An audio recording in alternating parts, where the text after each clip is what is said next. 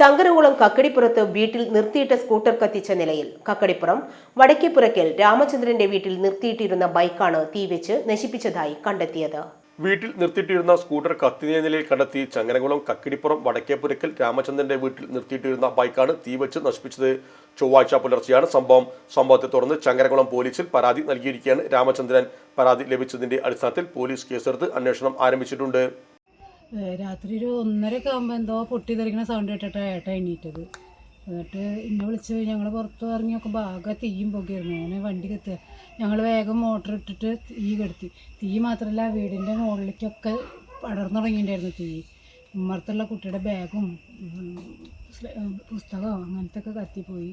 Electronics ഗൃഹോപകരണങ്ങൾ വാങ്ങുമ്പോൾ വിശ്വസ്തതയ്ക്ക് നിങ്ങൾ പ്രാധാന്യം കൊടുക്കാറില്ലേ? എങ്കിൽ വരൂ സോഡിയാക് ഇലക്ട്രോണിക്സിലേക്ക്. മറ്റാർക്കും അവകാശപ്പെടാനാവാത്ത 35 വർഷത്തെ സേവന പാരമ്പര്യമുള്ള മലപ്പുറത്തെ ഏക ഷോറൂം. എല്ലാ പ്രമുഖ ബ്രാൻഡുകളുടെയും refrigerator, washing machine, LED TV, mixie, oven തുടങ്ങിയ ഗൃഹോപകരണങ്ങളുടെ വിപുലമായ ശ്രേണിയിൽ നിന്നും തിരഞ്ഞെടുക്കാം. കൂടാതെ നിങ്ങളുടെ പഴയ പ്രൊഡക്റ്റുകൾ എക്സ്ചേഞ്ച് ചെയ്യാനുള്ള അവസരവും, ഒപ്പം ഏറ്റവും മികച്ച വിൽപ്പനാനന്തര സേവനവും. മലപ്പുറത്തിന്റെ വിശ്വസ്ത home appliances partner Zodiac electronics. Traffic circle, Kottappadi, Malappuram.